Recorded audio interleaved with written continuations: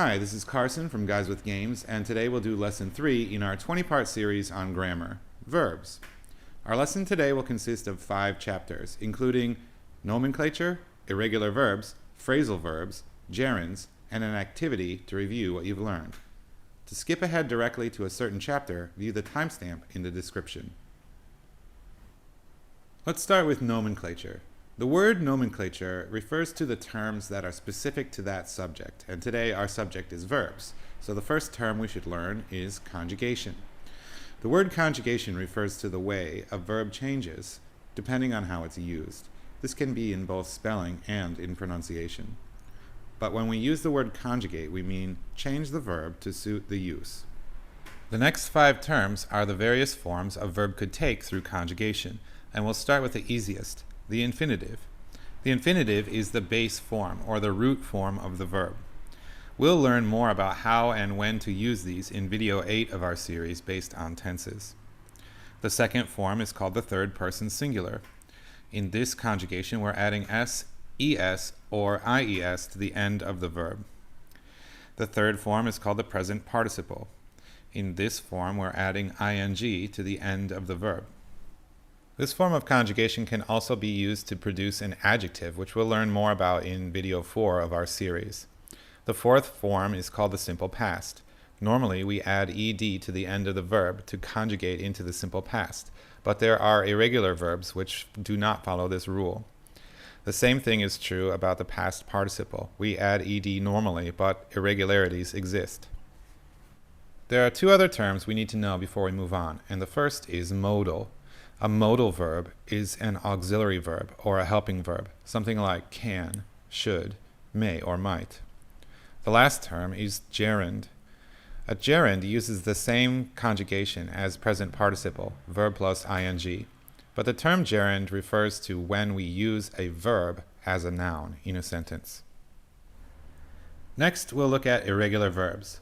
Irregular verbs are special in that they deviate from the conjugation rules in some forms of the verbs. But there is no rule to define which verbs are irregular, and they must be memorized. Let's look at different forms of the verb and see how an irregular verb behaves. In the infinitive form, obviously there's no change. In the third person singular and the present participle, irregular verbs behave normally and follow the conjugation rule. But in the simple past and the past participle, the deviation occurs, and they must be memorized.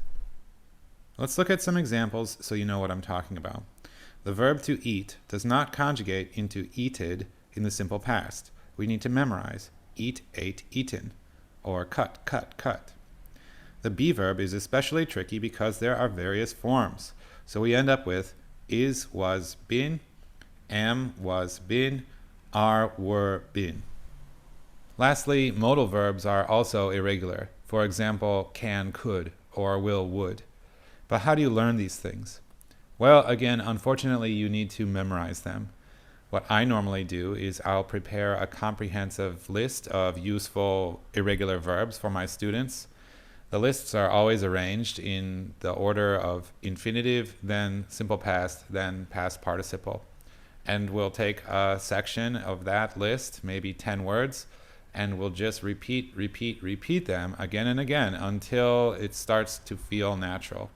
So where can you get a definitive list of irregular verbs? Well, unfortunately, there never will be one, and that's because English is a living language, which means that not only do we end up with words that are outdated and not really used anymore, but also we're adding new words all the time. So it's entirely possible that we add a new verb, and that new verb could be conjugated normally, or it could turn out to be an irregular verb.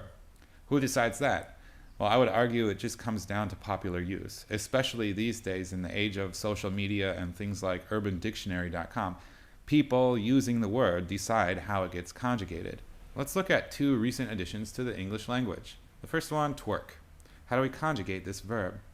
I guess that most native speakers would hear this word and notice that it sounds like the verb work. Work is not irregular, so we treat twerk similarly. Susan twerked on the dance floor last night. But how about this word, yeet? To me, this sounds like an interjection, but it does have a verb form use, meaning to throw something forcibly. Do we have any English words that sound similar? Yes, we do. Meet, met, met. Let's look it up. Well, on Urban Dictionary, according to user reviews, the way you conjugate the verb to yeet is yeet, yote, yacht. So if this officially becomes an English word, we add a new irregular verb to the ever-expanding list. Let's move on to phrasal verbs. A phrase is when we put more than one word together to form a single concept or an idea. So a phrasal verb, that concept must be an action or a state of being. It's usually formed by 2 or 3 words, and it would be something like a verb plus an adverb, or a verb plus a preposition. Here are some examples with the verb to take. Now sometimes these mean literally what they say, but often phrasal verbs contain idiomatic or colloquial meaning, and they must be learned through exposure. To make matters worse, some phrasal verbs have multiple meanings, and they need to be interpreted in context. For example, make out could mean to see from far away. For example, I can barely make out the words on that sign. A second possible meaning would be to fare well, or to succeed. For example, you really made out at the casino last night. And a third possible meaning for make out would be to kiss passionately. For example, no one likes to see couples make out in public.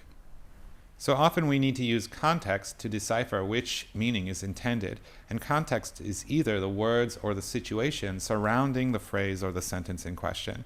Here are 2 example situations, both using the sentence, "We move out tomorrow morning." What is the meaning of move out? Well, without the context, you can't really tell, but let's look at them one at a time. All of our furniture is packed. We move out tomorrow morning. Our new house is bigger. Here, the meaning behind move out is to change your place of residence, or to leave the current place of residence. In the second one, I just spoke to the colonel. We move out tomorrow morning. Get your men ready. Here, the meaning of move out is soldiers advancing towards an enemy. The last topic for today's lesson is gerunds, which is when we use a verb as a noun in a sentence. This can happen at either the subject or the object positions, but sometimes it's necessary to use the concept of performing a verb as the noun. And when we do this, we need to conjugate it into its gerund form, which is verb plus ing. Let's look at some examples of how gerunds can be used in both the subject and the object positions. In the first example, a hot bath is relaxing, we replace it with a gerund, listening to music is relaxing. In this sentence, the gerund is a subject. In the second sentence, Billy likes his toys, we'll replace the direct object with a gerund. Billy likes drawing pictures. In the third sentence, we'll replace the indirect object. They named me the foreman. And then the gerund. They made tripping a new penalty. And now for some activities to practice using irregular verbs. If students are just becoming familiar with irregular verbs, give each a piece of paper and have them label it A through Z. They then have some time, maybe 1 or 2 minutes at the most, to go through the alphabet and come up with a single example of an irregular verb that begins with that letter. Here's my attempt at 1 minute. Give each student 1 point for their correct answers. If students are more comfortable using irregular verbs, instead I give them a prompt, and they write continuing sentences to form a story. If the main verb in those sentences is irregular and it's spelled correctly, they get 1 point. And that's it. Thanks for watching, and we'll see you again.